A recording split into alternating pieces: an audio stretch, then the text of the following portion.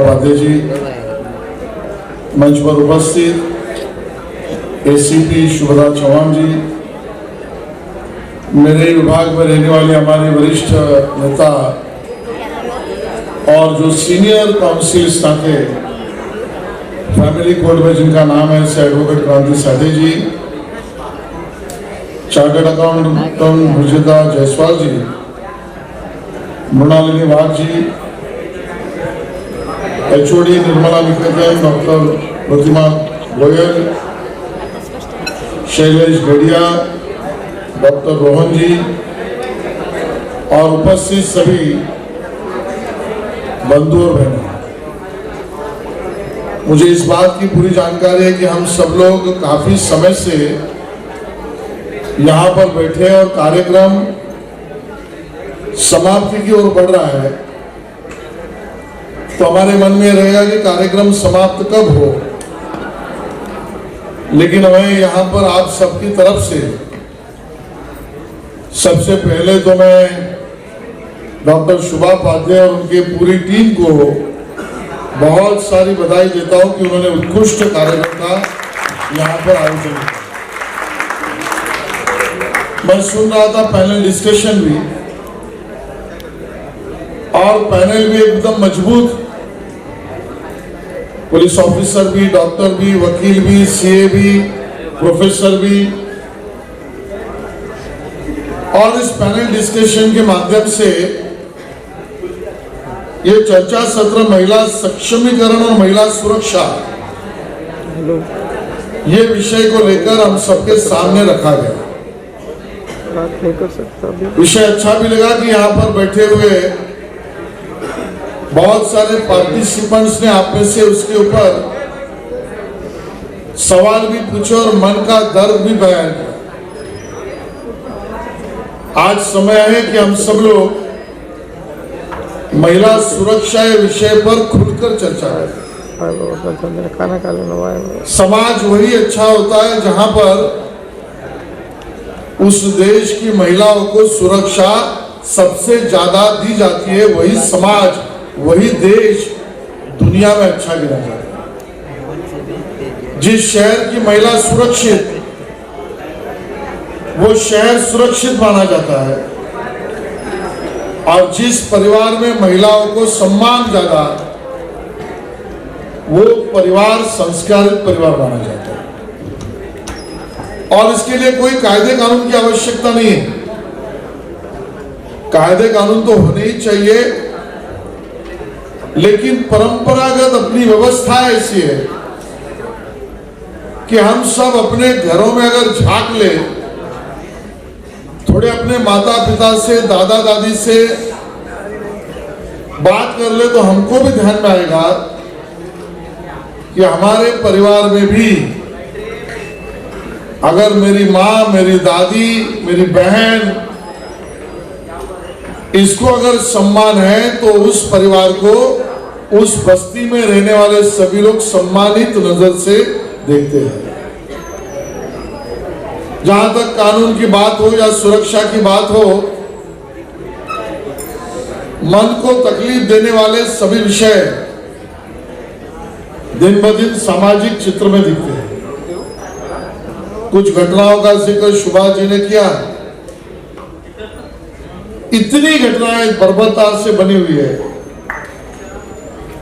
कहीं पर पिता ही अपने बेटी पर अत्याचार कर रहा है, कहीं पर तो ये बोला भी नहीं जा सकता कि एक ही परिवार में रहने वाले पुरुष अपनी उसी परिवार में जन्मी बहन के साथ अत्याचार करती है। फेरे तो लिए जाते हैं भगवान को साक्षी रखकर, लेकिन उसी पत्नी को जलील करने के लिए रास्ते पर उतारकर उसको पीटा जाता है।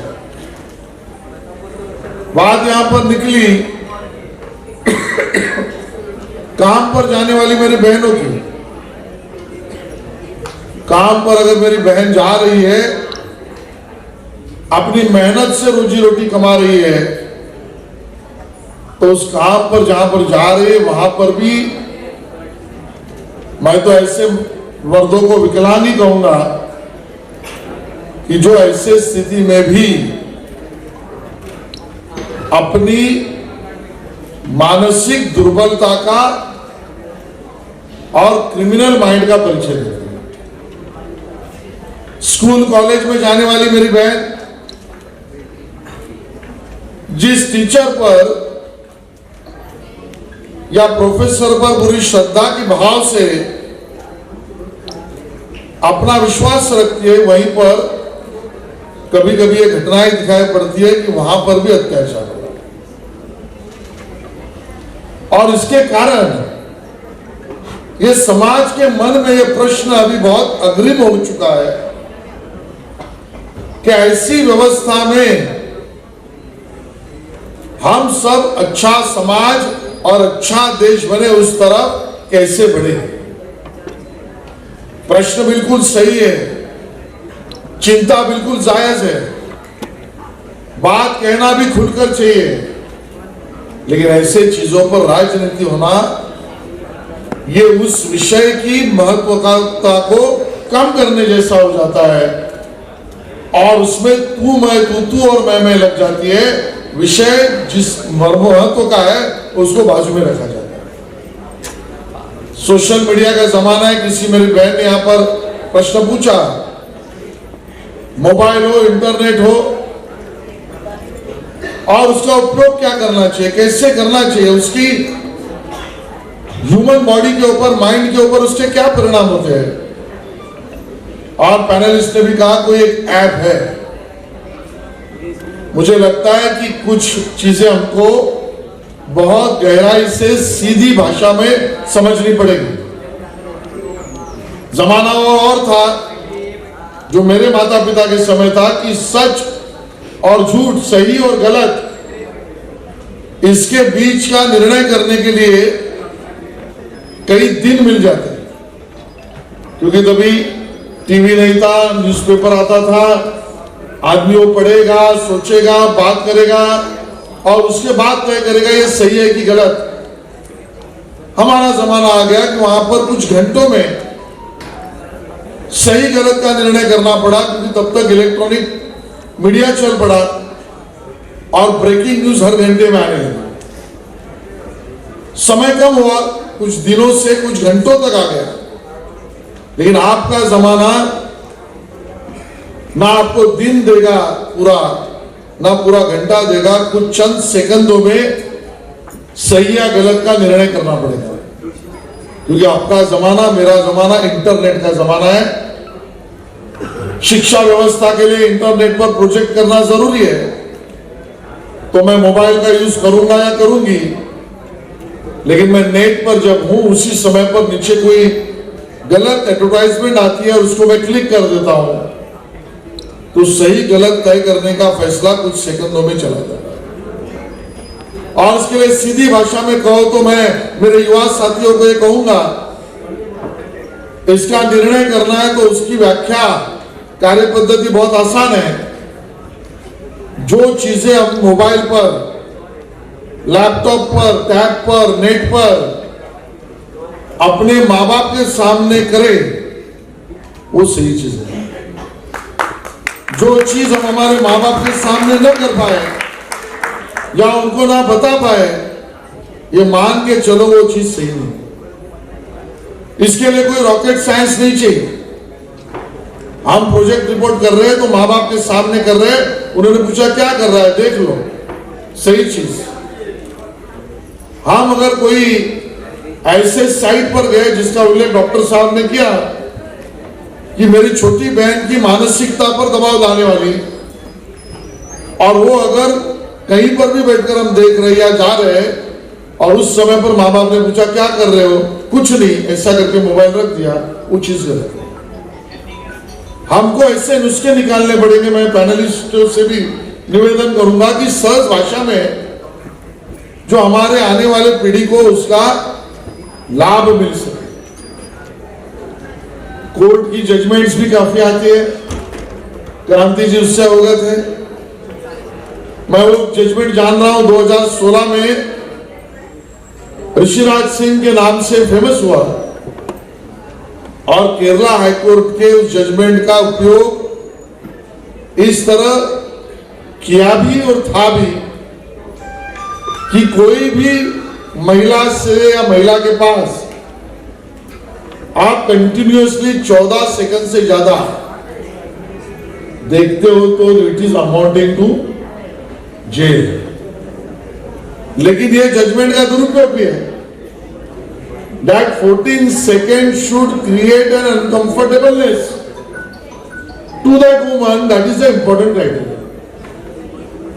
Valuing or calculating the time of 14 seconds, तो आज पैनलिस्ट में से 3-4 लोग तो जेल में जाने चाहिए, लेकिन हमको इसके बारे में एजुकेट करना पड़ेगा, संवाद करना पड़ेगा, डायलॉग करना पड़ेगा। आजकल स्टॉकिंग का जमाना है 354D। आज कॉलेज की मेरी बहुत सारी बहनें यहां पर है। ये स्टॉकिंग होता कैसे, क्यों होता है, कौन कानून इसको रोक सकता है, आज इसकी जानकारी आपके पास होने के लिए मैं तो शोभा उपाध्याय जी से कहूंगा, बेटी बचाओ बेटी पढ़ाओ ये भारतीय जनता पार्टी का अभिनव प्रयोग इसी काम के लिए आवश्यक है कि आप इसका एक बुकलेट ही बना कर दीजिए। ये मिनिमम, ये सेक्शन और ये नंबर, ये ईमेल एड्रेस, ये फोरम, यहां पर आप उसकी सिंपल मेल या फोन करो तो भी मेरी बहन की सुरक्षा का कवच कानून व्यवस्था का उसको मिल सकता है। और इस प्रकार के विशाखा निर्भया जजमेंट, शक्ति कायदा, ये सभी चीजें आप सबको सुरक्षा और सुरक्षित समाज इस व्यवस्था के लिए है। लेकिन किसी ने यह भी कहा है, जिस एक्ट का उल्लेख क्रांति जी ने किया, कहा कि हमने नए रूप में और नई व्यवस्था में लाया, जो पुराने हमारे IPC, CrPC, Indian investment act थे, तो कानून तो 1888 में बना था, तब से आज तक ये कानून है, होना भी चाहिए, कड़क होना चाहिए। मैं उसकी आवश्यकता है सवाल उठा नहीं रहा, लेकिन कानून व्यवस्था के कारण गुनाह कम हुए, ये समाज की मानसिकता बनने तक या समाज की मानसिकता उस दिशा में चलने तक हमारे को ऐसी व्यवस्था निर्माण करनी पड़ेगी कि जो अपने घरों में, अपने परिवारों में, अपने नेबरहुड में एक संस्कार का माहौल ऐसे करे कि कानून का दरवाजा ही न खटखटाना पड़े। और उस संस्कार की मशीन और कहीं पर नहीं है मित्रों, अपने आप में, अपने दिल में, अपने आत्मा में, अपने परिवार में है। तो समाज में डर के लिए कानून जरूरी है, लेकिन कानून की तरफ न बढ़े ऐसा समाज करने के लिए संस्कार जरूरी है। इन दोनों बातों को लेकर चलने का काम ये भारतीय जनता पार्टी और बेटी बचाओ बेटी पढ़ाओ की तरफ से हो रहा है। इसके लिए मुझे खुशी है। मैं आप सबको अभिनंदन करना चाहूंगा और पैनलिस्टों का भी धन्यवाद करना चाहूंगा। और इस प्रकार के संवाद के, शिक्षा के, एजुकेशन के, जानकारी के कार्यक्रम और हो, और ये सिर्फ भारतीय जनता पार्टी ही कर सकता है, क्योंकि भारतीय जनता पार्टी ये मानती है कि हमारी बहनें, हमारी माताएं ये राजनीति और राजनीति करने का उपकरण नहीं है, ये हमारे लिए सम्माननीय है। और इसके लिए उनके साथ डायलॉग करना, उनके विषय में डायलॉग करना, यही सही रास्ता है। वो सुभाष जी आपने चुना, मैं आपका बहुत अभिनंदन करता हूँ। धन्यवाद। जय हिंद, जय महाराष्ट्र। आजचा जो आपला हा कार्यक्रम आहे तो चर्चासत्र महिला सक्षमीकरण आणि महिला सुरक्षितता या विषयावर होता। त्याचबरोबर महिलांना फायनान्शियल इन्व्हेस्टमेंट्स कसे करायला पाहिजे, बँकिंग क्षेत्र सोडून किंवा आपले सेव्हिंग आणि करंट अकाउंट सोडून महिलांनी म्युच्युअल फंड्स आहे, शेअर मार्केट आहे, ह्याच्यामध्ये आपले इन्व्हेस्टमेंट्स कसे करायला पाहिजे ह्या विषयावर आम्ही थोडीशी माहिती दिली। घर तिथे रांगोळी हा कार्यक्रम आम्ही अख्ख्या महाराष्ट्रभर राबवला। त्याचे सेमीफायनल राऊंड महाराष्ट्रभर झाले।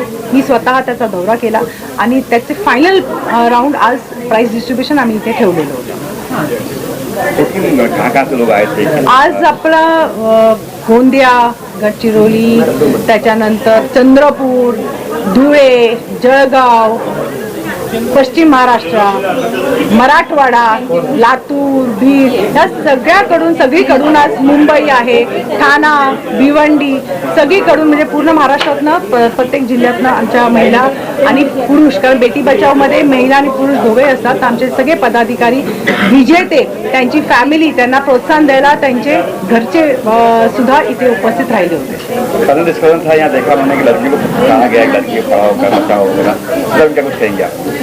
जी देखो, बेसिकली ये अभियान तो मोदी जी ने चालू किया है, जो अपने पंतप्रधान है, और ये उनका बोलते हैं ना ब्रांड है, Beti Bachao Beti Padhao, selfie with daughter, ये बेटी बचाओ के माध्यम से उन्होंने प्रचार प्रसार किया था पूरे देश में, और इसका इतना अच्छा प्रतिसाद आया कि Guinness book of world record में उसकी नोंद ली गई थी. ये बेटी बचाओ बेटी पढ़ाओ स्त्री भ्रूण हत्या रोकने के लिए 2011 से 14 लड़कियों की संख्या बहुत कम हो गई थी. 1000 के तुलने में 700-800 ऐसे हो गई थी, तो अपना जो समतोल था वो कहीं तो बिगड़ रहा था. मोदी जी की हमेशा व्यूह रचना रही है कि अगर महिलाओं को सक्षम करे, उसको सुरक्षित करे, उसको निडर करे, इधर उसको निर्भर करे, तो देश प्रगतिशील होता है. तो ये हिसाब से, ये सोच से ये बेटी बचाओ बेटी पढ़ाओ अभियान चालू किया है. तो लगता है कि आजकल बेटी से ज़्यादा बच्चों को सुनना चाहिए, लड़कों को सुनना चाहिए, क्योंकि आज जो हो रहा वातावरण जो है लड़कों को सुनना चाहिए. आप जो बोल रहे हैं कि बच्चों को ध्यान देना चाहिए, वो लड़की हो कि लड़का, क्योंकि क्या होता है, लड़कियां खुद सबल रहती है, उनको समझ रहता है, तो बहुत कम उनमें ये सब दिखा जाता है. लेकिन लड़कों में या लड़कियों में ये सब जो सेक्सुअल हैरेसमेंट होते हैं, तो ये सामने तक आता नहीं है. लड़कों में तो बिल्कुल आता नहीं है. लड़कियों में 52% बॉयज़ भी इसमें सफ़र होते हैं, और लड़कियों में भी ये सेक्सुअल हैरेसमेंट जो बोलते हैं ना, वो बहुत देखा जाता है आजकल. और इसके लिए घर से बोलते हैं चैरिटी बिगिंस एट होम, तो जो संस्कार रहता है वो बच्चों को देना चाहिए, लड़का हो या लड़की. हम सिर्फ लड़कियों को स्टॉप नहीं करना चाहिए, तो लड़कों को भी स्टॉप करना चाहिए कि तू रात को या इतना देर से क्यों आता है. हम कैसे थे, आजकल पेरेंट्स है वो बहुत बिजी रहते हैं, करियर उनका भी खुद का रहता है. तो लेकिन मैं हमेशा बोलती हूँ कि एक डायलॉग, संवाद, कि अपने बच्चे क्या करते हैं. अपने बच्चों को ऐसा लगना चाहिए कि हमारे पेरेंट्स हमारे फ्रेंड्स हैं, ताकि वो लोग हमारे पास आके सब कुछ शेयर करें. वो डायलॉग रहना चाहिए, उतना उनका बॉन्डिंग रहना चाहिए, नॉट एज अ फादर और mother and a child, but as a friend. तो बच्चों में क्या होता है क्या नहीं, वो सब कुछ आके शेयर करते हैं. तो ये डायलॉग इम्पोर्टेंट है, उनको वक्त देना इम्पोर्टेंट है. हम लोग हमेशा बोलते हैं कि 1 time meal, either it is breakfast, lunch और डिनर, वो हमेशा साथ में लेना चाहिए. और मोबाइल तो हम स्टॉप नहीं कर सकते, लेकिन इसमें डूज एंड डोंट्स हमको बताना चाहिए. वो भी डायरेक्टली अगर हम बताने गए कि हे करो नका, ऐसा करो मत, तो ये गलत होता है. हम इनडायरेक्टली वो अगर उनको बताएंगे कि देखो ये जब तू देख रहा है ना, तो इसका ये मतलब निकलता है, ऐसा हम लोग अगर इनडायरेक्टली उनको समझाते हैं, तो बैक ऑफ द माइंड उनके ध्यान में रहता है कि what is right for them and what is wrong for them. And फिर वो रिवोल्ट भी नहीं करते कि अपने पेरेंट्स हमेशा अपन को टोकते रहते, ऐसे भी बात होती नहीं. तो डायलॉग, फिर जब वो पीटीए मीटिंग को जाते हैं स्कूल में, कॉलेजेस में पीटीए मीटिंग होते हैं, तो वहाँ पे विशाखा समिति हुई है, तो वहाँ पे भी वहाँ पे कर्मचारी कौन है, हर स्कूल में राउंड लगाना चाहिए. अपने बच्चे घर पे आते हैं तो कहीं उनको फियर है क्या. अभी कल मैं टीवी पर गए हफ्ते देख रही थी इंटरव्यू, तो बच्चे लोग बोल रहे थे कि ये सब टीवी पे देख के, जो को पहले भी ये मसला होता था, लेकिन मीडिया इतना नहीं था कि लोगों तक पहुंचता था. अभी क्या होता है, मीडिया की वजह से बच्चों में एक डर बैठ गया, तो वो डर नहीं होना चाहिए. जो पहले निडर होके लड़कियां जाती थी, अभी ये सब होने के बाद वो लोग भी डरने लग गए कि आम्ही प्रवास करताना ट्रेन से रात को बाबा 10 बजे 11 बजे. और Maharashtra is a very safe state compare to all over India. तो ट्रेन में रात को आना जाना रहता है, तो तो वो डर जो बैठ गया है वो अभी निकालना बहुत ज़रूरी है। तो मीडिया वालों ने भी थोड़ा सा कम ऐसे एक्सपोजर करेंगे तो अच्छा रहेगा। नहीं तो मैं कल गए हफ्ते ऐसे इंटरव्यू देख रहे थे और उसमें बच्चे लोग बोल रहे थे की आम्हाला भीती वाटते, प्रवास करायला आम्हाला कॉलेजला जायला भीती वाटते, कोणी फॉलो करते का आम्हाला, तर हे सगळं बघून तो ये सब नहीं होना चाहिए, ऐसा मुझे लगता है। सर जी आप क्या कहेंगे सरकार क्या कुछ कहेंगे आपके? ऐसा कहना है, अगर लड़की को पढ़ाएंगे, एजुकेशन टू द लड़की, तो उसका फैमिली सक्षम बनेगा, उसका देश सक्षम बनेगा और पूरा दुनिया सक्षम बनेगी। तो फर्स्ट एंड फॉरमोस्ट थिंग लड़की को एजुकेशन देना, और दूसरा चीज़ है कि लड़की सेल्फ सफिशिएंट, सेल्फ डिफेंस, अपना बचाव खुद कर सके। एक अपना सामाजिक या तो शास्त्र में ऐसा बोला गया कि लड़की यानी अबला है, लेकिन आज की लड़की अबला नहीं है, लड़की सबला है। लेकिन ये माहौल हमें क्रिएट करना है। एक पुरुष प्रधान समाज है वो हकीकत है, लेकिन एक माहौल हमें ही पैदा करना है, हमें ही सोच समझ लड़कियों के दिल में से ये डर निकाल देना। जैसे बताया मैडम ने कि कुछ डर रहे थे, ये हो रहा है वो हो रहा है, ऐसा कुछ नहीं होता है। लेकिन अगर आप खुद सक्षम है लड़कियां, तो दो चीज़ के ऊपर मैं हमेशा बताता हूँ कि लड़कियों को एजुकेशन दो और लड़कियों को सेल्फ डिफेंस करो, तो उसका कुटुंब भी अच्छा रहेगा, देश भी सुधरेगा। क्योंकि लड़के ज़्यादा ये पावरफुल हो गए ना, तो लड़के लोग भी पावरफुल हो जाएंगे। बोलेगा कि देख कहीं लड़कों को भी कम है, लड़के भी जब करते हैं जो भी आजकल हो रहा है, बलात्कार हो रहा है, हम लड़कों को शिक्षा दें, बच्चे सिखाए कि बच्चा ये मत कर, गलत है, ये गलत है। हम लड़की को सिखाए, लड़की भी सीखे बेटा ये गलत है, ये गलत है। एक्चुअली दोनों को सिखाना चाहिए, क्योंकि अभी इक्वालिटी का ज़माना है। एंड देखो, आप अगर यूएस में वगैरह फॉरेन कंट्रीज में जाए तो खाना पकाने से लेके सब घर का काम भी लड़के भी इक्वली करते हैं, क्योंकि वहाँ पे मेड सर्वेंट्स नहीं रहते और it is very high paid job. तो मुझे लगता है ये संस्कृति अपने यहाँ पे भी आना चाहिए कि बाबा वर्किंग वुमेन है तो बाबा मैं आधा काम करता हूँ, आधा तुम करो। एक दूसरे को अंडरस्टैंडिंग से अगर रहते हैं तो things become easy for them, ऐसा मुझे लगता है। सर आपका समाज का एक अपने आप को ऑटो रेगुलेशन, बेटी बचाओ बेटी पढ़ाओ का फायदा सही से, और मेरा ऐसा कहना है कि आप और कुछ करने से पहले समाज में परिवर्तन कीजिए।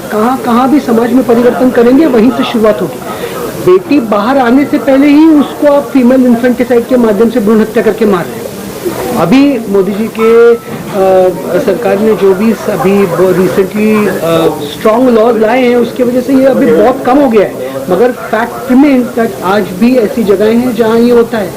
बाहर बेटी आती है 4 साल की हो जाती है, वो सेक्सुअल प्रेडेटर्स के हाथ में आ जाती है। उस टाइम पे हमें ज़रूरी है कि उसको हम गुड टच बैड टच और ये जो प्रोग्राम्स है उसके साथ में सेंसिटाइज करें। बच्चों को, बेटियों को हम सुरक्षा कर देने की बात करते हैं, मगर छोटे बच्चों को भी सुरक्षा देना उतना ही ज़रूरी है, क्योंकि सेक्सुअल प्रेडेटर्स ये सोचते नहीं है प्रेडेशन करने से पहले कि वो लड़का है या लड़की है।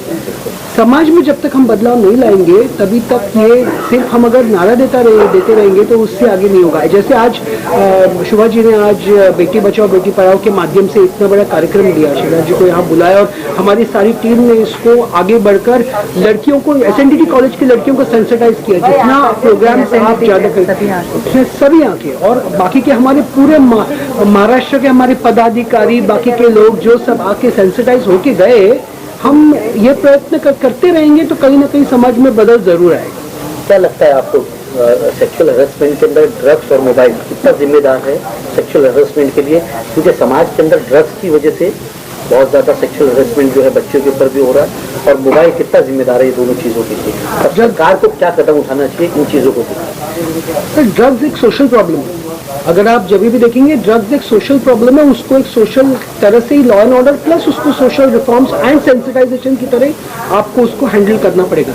छोटे बच्चों को सेंसिटाइज करना पड़ेगा कि ड्रग्स मत लो। और ड्रग्स लेने में क्या इश्यूज हैं, ये आपको सेंसिटाइज करना ही पड़ेगा उनको। और जैसे आप सेंसिटाइज करते जाएंगे उनको, समाज में धीरे धीरे करके परिवर्तन आएगा। It is have to take drugs, उसका मतलब मैं ड्रग्स लेता हूँ, पीयर प्रेशर है मुझे, और मैं ड्रग्स लेने की वजह से मैं सबके लिए एक्सेप्टेबल हूँ, ये सबसे बड़ा प्रॉब्लम यहाँ से शुरू होता है वो प्रॉब्लम। और वो प्रॉब्लम जो है उसको एक सिंपल सोल्यूशन नहीं है, लॉ एंड ऑर्डर का बहुत है, मगर ये जरूर है कि हमें संस्कार, sensitization and law and order, तीनों की चीजों को साथ में लेकर हमें कुछ करना पड़ेगा ड्रग्स के लिए। सेक्सुअल हैरेसमेंट के जितने केसेस आते हैं उसके अंदर ज्यादातर लोग रहते हैं ड्रग्स एडिक्ट होते हैं, चाहे वो बच्चियों के साथ हो या आप कहीं का भी मामला ले लें, चाहे शक्ति की मिल गैंगरेप का मामला था, जब भी देखे हमने सब ड्रग्स एडिक्ट है। तो ड्रग्स के बाद जो सेक्सुअल हैरेसमेंट है वो काफी ज्यादा रेट जो है उसके बढ़ते जा रहे हैं, इसके ऊपर क्या कहेंगे? ट्रुथ है, आपका कहना एब्सोल्युटली राइट है। एडिक्शन के बाद में कंट्रोल लूज होता है, कंट्रोल लूज होने के बाद में इंसान का परवर्जन जो है, इंटरनल जो परवर्जन है वो बाहर आता है। और अगर उसको ऐसी कंडीशन में कोई इंसान मिल जाए जिसके ऊपर वो प्रेडेटर बन के वो अपना परवर्जन सेटिस्फाई कर सकता है, तो उसके लिए वो ईजी हो जाता है। यहाँ तक कि नहीं, आप जैसे यहाँ डेट ग्रेड ड्रग्स हैं जो ड्रिंक्स में मिलाई जाती हैं, बाकी की चीज़ें की जाती हैं, वो भी एक प्रॉब्लम है। वो नॉट ओनली ड्रग्स लेके प्रेडेटरशिप करना, ये और एक इशू है। नहीं, ड्रग्स के लिए तो I also feel that parents as said, जैसे पेरेंट्स हैं उनको ध्यान देना चाहिए। पीयर प्रेशर रहता है नो डाउट, लेकिन अगर बच्चों पर कंट्रोल, खुद सेल्फ कंट्रोल करना सीखना चाहिए। पहले अपन उपवास करते थे, हाँ वो क्यों था एक्चुअली, उपवास भगवान के लिए था कि नहीं ये मुझे मालूम नहीं, लेकिन अपने पर कंट्रोल ला सकते हैं इतना तो मुझे श्योर है।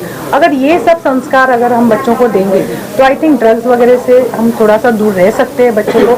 और ऑब्वियसली सरकार का भी है कि अभी ये ड्रग्स यहाँ ही नहीं, महाराष्ट्र में नहीं या पूरा देश में नहीं, तो ऑल ओवर इंडिया वर्ल्ड में ये प्रॉब्लम है सबको ड्रग्स का।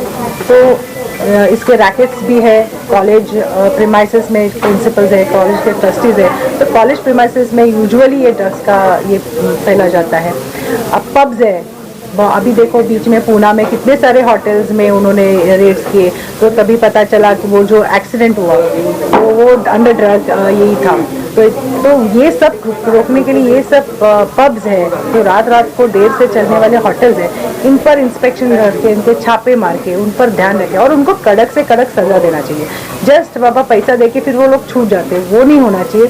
जैसे हम लोग बोलते हैं कि रेपिस्ट को आप मृत्यु दंड देना चाहिए, वैसे हम लोग बोलते हैं कि जो ड्रग्स लेके बिकते हैं जो होटल, उनका सील तो करना चाहिए, लेकिन उनको भी लाइफ टाइम इम्प्रिजनमेंट करना चाहिए। जब तक अपना लॉ कड़क नहीं होता है तब तक ये समस्या चालू रहेगी। तो इसके लिए लॉ में भी थोड़ा सा आना चाहिए, एक बार करके देखो। इनको ड्रग का भी व्यक्ति करने का लॉ हो चुका है, होना ही चाहिए। हम बदलापुर के इसमें तो हमने मांग की है कि ये उसको फांसी की सजा दो, क्योंकि एक बार अगर हम देंगे तो लोग 10 बार सोचेंगे। इवन ये पब वाले हैं जिनके, या तो होटल वाले जिनके पास ये ड्रग्स मिलते हैं, बिकते हैं, ये इनको भी ऐसा लाइफ टाइम इम्प्रिजनमेंट दो ताकि नेक्स्ट टाइम दूसरा होटल या पब वाले ये नहीं करेंगे। तो दिस टाइप ऑफ लॉ अभी आने की जरूरत है। अच्छा मैडम, ऐसा नहीं लगता हम आप लोग अपनी सनातन और शिक्षा से भटक गए हैं? माई लक्ष्मीबाई, अहिल्याबाई, ऐसे काफी सनातन में लोग थे जिन्होंने संस्कार भी थे, सब कुछ भी थे और इस देश को विश्व गुरु की तरफ लेके गए थे। हम कहीं ना कहीं से भटक तो नहीं गए? अपन भटक नहीं गए ऐसा मैं नहीं बोल सकती, क्योंकि क्या होता है कि हर जनरेशन डिफरेंट रहता है। अभी ये जनरेशन देखो, हमें हमारे टाइम या हमारे पहले हमारे जो पेरेंट्स थे उनको अगर बाहर देश जाना पड़ता था तो बहुत मुश्किल, इतना आसान नहीं था। लेकिन आजकल कर्जा आराम से मिल जाता है, बच्चे लोग बाहर पढ़ने को जाते हैं, तो वो संस्कृति अपने में आ गई है। अभी उसको मैंने वही बोला कि हम कैसे चैनलाइज कर सकते हैं, ये इम्पोर्टेंट है। कोई चीज़ को हम बंधन नहीं डाल सकते, बिकॉज जितना अपन, it is like a spring, suppress करो तो उतना वो बैक आएगा। तो पहले भी मैंने बोला, अगर बच्चों के साथ अपन टीवी देखना, वो अगर गलत टीवी देख रहा है तो उसको बोलेंगे अरे गलत सुखी से बंद करा, तो ये गलत है। उसको अगर बैठे बैठे अरे बोलना यहाँ से ना अगर नहीं अरे ना, ऐसा अगर उसको अपने रिएक्शन इनडायरेक्टली देंगे तो उसके भी समझ में आ जाएगा कि नहीं अपन कुछ तो भी गलत देख रहे, एंड देन ऑटोमेटिकली वो स्टॉप करते। ऐसा रहता है। तो it is all on how you take care of your child and how you guide your child. तो इसलिए पेरेंटिंग इज वेरी इंपॉर्टेंट। मुझे लगता है कि हर पेरेंट्स को पेरेंटिंग का कोर्स करना चाहिए। पेरेंटिंग के कोर्स अवेलेबल है इंस्टीट्यूट से, उसके लिए तो उतना पैसा देख, और अभी तो यूट्यूब वगैरह में भी अवेलेबल है इजीली। जी मैम, आप क्या कहेंगे उस बात पर? आज जो मैम ने और बेटी बचाओ बेटी पढ़ाओ जो हमारा कार्यक्रम हुआ वो बहुत ही अच्छे से किया। मैडम ने बहुत मेहनत की है, वो दिख रहा था और कहाँ कहाँ से लोग आए थे। इसमें मेरा एक ही बहुत पुराना एक प्रॉवर्ब है, a hand that rocks the cradle rules the world. तो अगर वो हैंड ही कमज़ोर हो गया तो फिर पूरी दुनिया ही कमज़ोर हो जाएगी। तो वो हैंड को मजबूत करने के लिए हमें महिला सशक्तिकरण का बहुत जो मुहिम जो चलाया है उसको हम और अच्छे से आगे से लेके जाएं।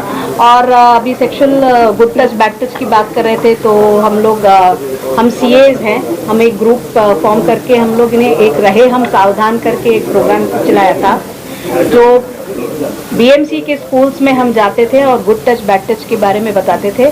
और अभी भी ये प्रोग्राम चालू है और ऑल ओवर मुंबई हम ये एक साथ वर्चुअल ट्रेनिंग सेंटर से ये इसकी प्रोग्राम भी करते हैं।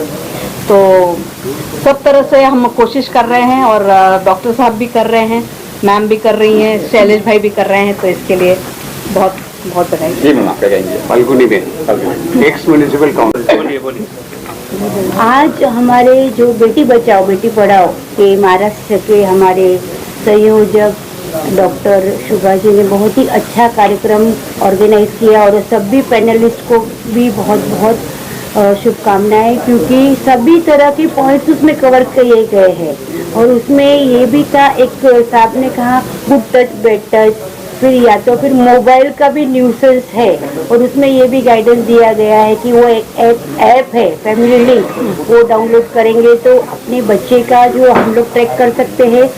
दूसरा भी सभी पहलू, और इसमें एक इम्पोर्टेंट मैडम ने रिक्वेस्ट किया था हमारे आज के प्रमुख अतिथि श्री एडवोकेट श्री आशीष शेलार जी, जो हमारे भारतीय जनता पार्टी मुंबई के अध्यक्ष थे, कि उनको पैसा सभी ने रिक्वेस्ट किया कि अगर स्कूल में ही सभी को अगर सेल्फ डिफेंस का अगर ट्रेनिंग दिया जाए तो उससे उनकी मेंटल स्टेबिलिटी, योगा भी इंक्लूड करना चाहिए और साथ साथ में फिजिकल एबिलिटी भी बढ़ेगी। और अपना खुद ही सुरक्षा को हम बढ़ावा देना चाहते हैं कि अपनी सुरक्षा अपने हाथ में होनी चाहिए। सभी बच्चियों को ये स्कूल में ही अगर ट्रेनिंग दी जाए तो बहुत ही अच्छा है। और उनका ये सजेशन मुझे लगता है जरूर एक अपील थी, वो मान्य किया जाएगा। और सभी ने अच्छी तरह से इंटरेक्शन किया और पूरे महाराष्ट्र के अलग अलग प्रदेश से सभी लोग आए थे। रंगोली कंपटीशन के सभी जो बख्शिश के जो प्राइज विनर है उनको भी बहुत बहुत शुभकामनाएं। और बहुत ही अच्छा उपक्रम आज सभी टीम के सहयोग से हो गया। सभी के लिए thanks a lot. Thank you. I am a teacher by profession. Teenage group को पढ़ाती हूँ ग्रेड 9 to 12। टीनेज एक ऐसा क्रूशल एज है जहाँ पर बहुत सारी चीज़ों का एक्सपोजर एक साथ मिल जाता है। एंड उस टाइम पे parents are at the peak of their careers, upper management higher management में जा रहे हैं, तो ना पेरेंट्स इतना सुपरवाइज कर पाते हैं, ना वो एज ग्रुप है जहाँ कंट्रोल कर पाए। तो आई थिंक स्कूल के एंड में एक वेलबींग फैकल्टी होना काफ़ी ज़रूरी है। वेलबींग फैकल्टी एक ब्रिज है जहाँ पे सारे stakeholder, student, parents, teacher and institution, psychological issues क्या चल रहे हैं, सारी चीज़ों के बारे में डिस्कशन हो सके एंड कोप अप कर सके, ताकि कोई एक्सट्रीम स्टेप ना लिया जाए कभी।